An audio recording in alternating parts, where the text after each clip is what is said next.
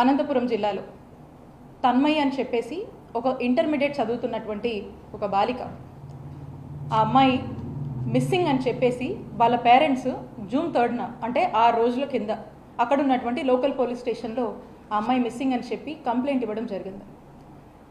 ఆ కంప్లైంట్ ఇచ్చిన దగ్గర నుంచి చూస్తుంటే 6 డేస్ అంటే ఈ రోజున పోలీసులు ప్రిలిమినరీగా మనకేం చెప్తున్నారంటే, ఇప్పుడు తన పైన బీర్ సీసాలతో కొట్టేసి గాయాలతో తను చనిపోయింది అని చెప్పి ప్రిలిమినరీగా తెలుస్తుందని చెప్పి ఈ రోజున తను చనిపోయింది అని చెప్పి ఈరోజు ప్రకటించినటువంటి విషయం ఈరోజు రాష్ట్రంలో మనం అందరం చూస్తున్నాం.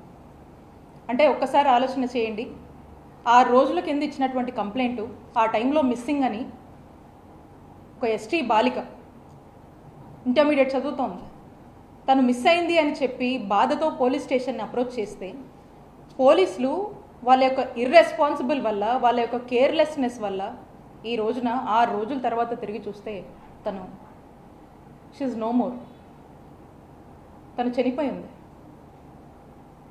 పోలీసులు కనుక ఇంత శ్రద్ధ పెట్టున్నా, ఒక స్పెషల్ టీమ్స్ని దింపి ఆ మిస్సింగ్ అమ్మాయి కోసం ట్రేస్ చేసున్నా ఈ దారుణం జరిగేది కాదేమో.